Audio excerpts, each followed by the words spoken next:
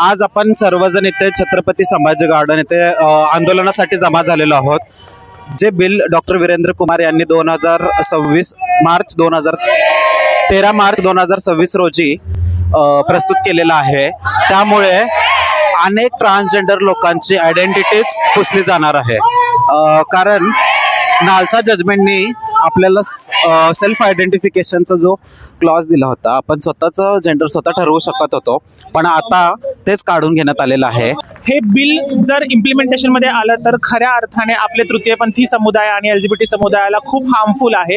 याच्यामध्ये एक अशी प्रोव्हिजन त्यांनी केलेली आहे की जर तुम्हाला ट्रान्सजेंडर सर्टिफिकेट हवं असेल तर तुम्हाला तुमच्या शरीराची पूर्ण पडताळणी आणि चाचणी करणं गरजेचं आहे.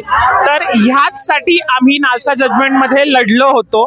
2019 साली ज्यावेळेस नालसा जजमेंट पास झालं त्याच्यामधनंच असं डिक्लेअर करण्यात आलं होतं की जो कोणी व्यक्ती स्वइच्छेने स्वतःला ट्रान्सजेंडर म्हणत असेल त्याला सेल्फ डिक्लेरेशन वरती आपलं तृतीयपंथी सर्टिफिकेट हे देण्यात यावं. मी एक ट्रान्समॅन आहे. ट्रान्स बिल 2026 जे सादर केलं गेलेलं आहे त्याचा मी जाहीरपणे निषेध करतो. कारण की माझं शरीर हा माझा अधिकार आहे. ऑलरेडी 2019 मध्ये आम्हाला आमची स्वतःची ओळख करण्याची परमिशन मिळालेली होती.